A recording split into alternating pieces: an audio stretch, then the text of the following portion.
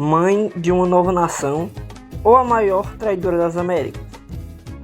Essa é a dualidade que cerca a vida de Malinche, a mulher que mudou para sempre o destino do continente. Vendida como escrava quando criança, ela dominava a arma mais poderosa da época, a linguagem. Sem ela, a conquista do Império Azteca por Hernán Cortés teria sido impossível. Mas será que realmente vendeu seu povo ou foi apenas uma sobrevivente brilhante que moldou o nascimento de uma nova era? No vídeo de hoje, nós vamos direto ao ponto para entender quem foi de verdade essa figura tão controversa da história.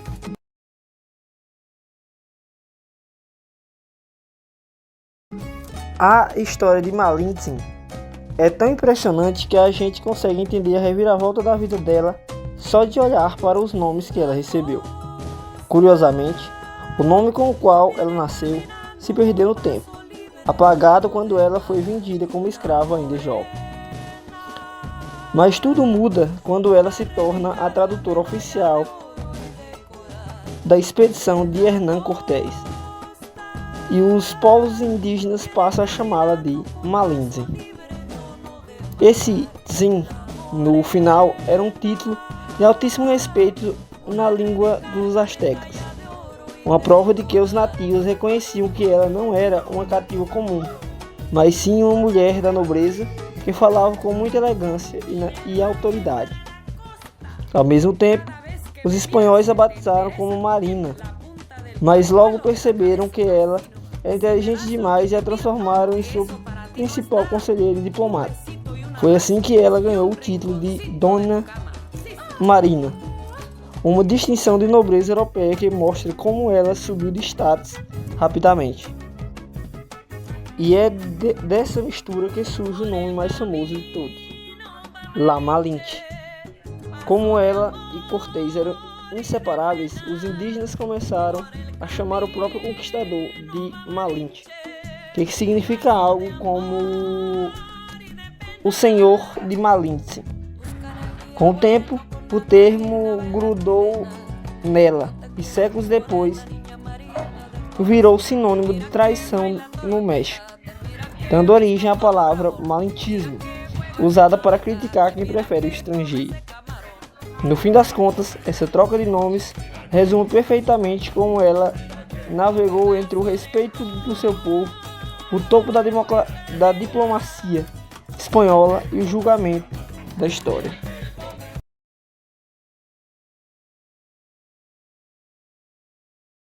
Para entender o tamanho da reviravolta na vida dessa mulher, a gente precisa voltar para o ano de 1500, na região de Coatzacoalcos, bem na fronteira entre os territórios maias e astecas.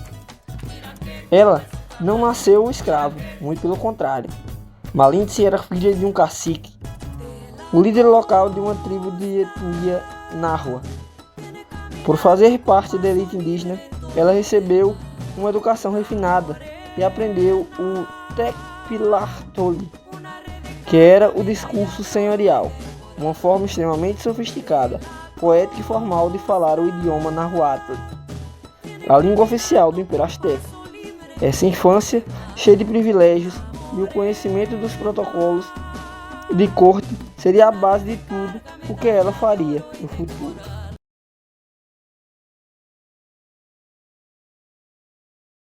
Toda essa herança aristocrática desmoronou abruptamente quando ela ainda era jovem.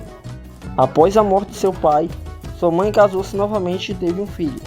E foi aí que a ganância mudou o destino de Malinche.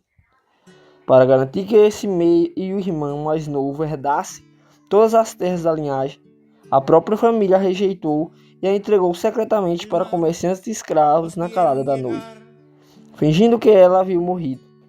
Ela foi traficada para longe de sua terra natal e acabou vendida na região de Tabasco, passando anos sob o domínio dos maias chontais. Foi justamente essa dolorosa experiência na escravidão que a forçou a aprender fluentemente o idioma maia, transformando uma jovem nobre que já dominava o nahuatl dos astecas em uma das raríssimas pessoas bilíngues de toda a Mesoamérica. uma habilidade de sobrevivência que, sem que ela soubesse, mudaria o destino de um continente inteiro.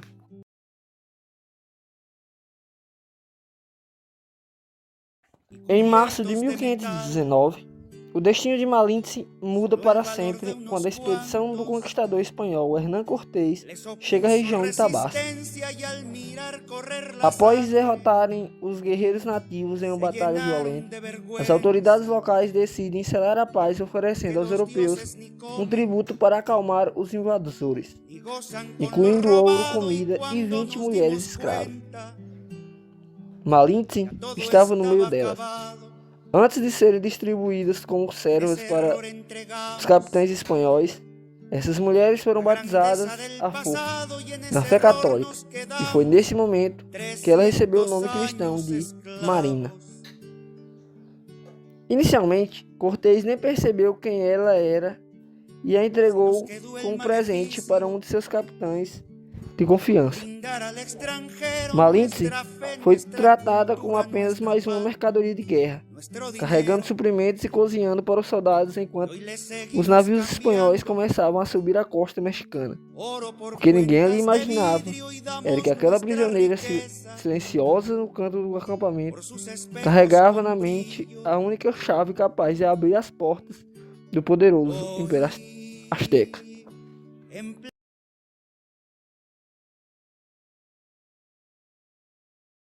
Tudo muda quando a expedição espanhola faz o primeiro contato com os mensageiros do imperador azteca, Montezuma II. Naquele momento, os espanhóis perceberam que tinham um problema gigante. O intérprete oficial deles, náufrago espanhol que falava maia, e não entendia uma única palavra do náhuatl falada pelos aztecas. Foi aí que Marina revelou o segredo e se tornou tradutora dos conquistadores. Criou-se, então, um triângulo de tradução impressionante. Os astecas falavam náhuatl com Marina. Ela traduzia para o maia e passava para o náufrago espanhol, que finalmente traduzia do maia para o espanhol para que o Cortés pudesse entender. Em pouquíssimo tempo, a inteligência dela engoliu esse processo demorado. Marina aprendeu espanhol direto da fonte, eliminou os intermediários e passou a falar cara a cara com o homem mais importante do continente.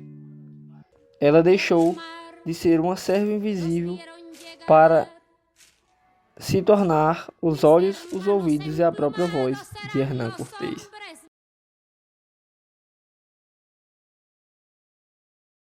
Com o controle total das negociações, Marina se transformou na peça tática mais importante de toda a conquista, mas ela conseguia decifrar os segredos, as fraquezas e as divisões políticas do mundo indígena.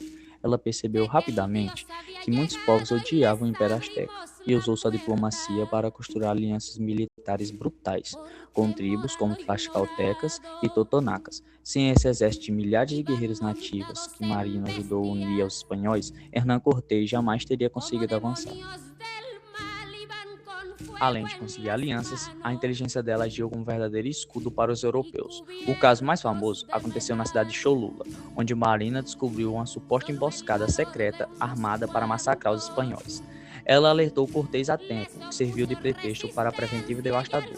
Fosse decodificando mensagens ocultas ou prevendo os passos inimigos, aquela mulher que começou a campanha com uma prisioneira terminou com uma mente estratégica que guiou os conquistadores até os portões da capital azteca, mudando para sempre a geopolítica do continente.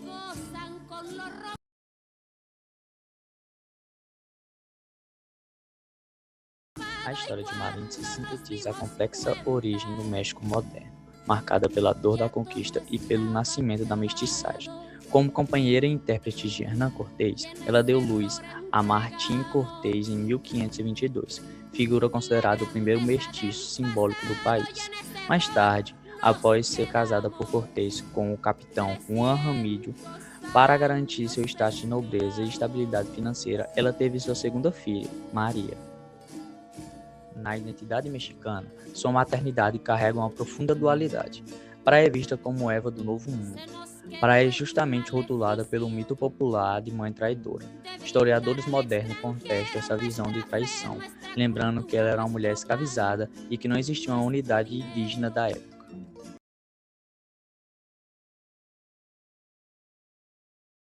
fim da vida de Marina foi silencioso, mas o seu legado explodiu em uma das maiores polêmicas da história das Américas. No século XIX, quando o México conquistou sua independência, o novo país precisava de um vilão para justificar as dores do passado, e a história escolheu Marina como um bode expiatório. O nacionalismo romântico o transformou na grande traidora dos povos indígenas, e o nome dela virou um insulto. A palavra malinchismo, que até hoje é usada para criticar o mexicano, que prefere as culturas estrangeiras e cospe na cara da própria prata. Historiadores modernos e movimentos feministas trouxeram um olhar mais profundo sobre quem ela realmente foi. Afinal, como ela poderia trair uma nação mexicana que sequer existia? Hoje, o mundo enxerga La Malinche não como uma vilã, mas como uma sobrevivente extraordinária. Ela foi uma mulher escravizada, traficada pela própria família e jogada em um cenário brutal de violência colonial. Em vez de aceitar o papel de vítima, ela usou sua inteligência genial e o poder de sua voz para sobreviver, negociar e moldar do seu próprio jeito o destino de um continente.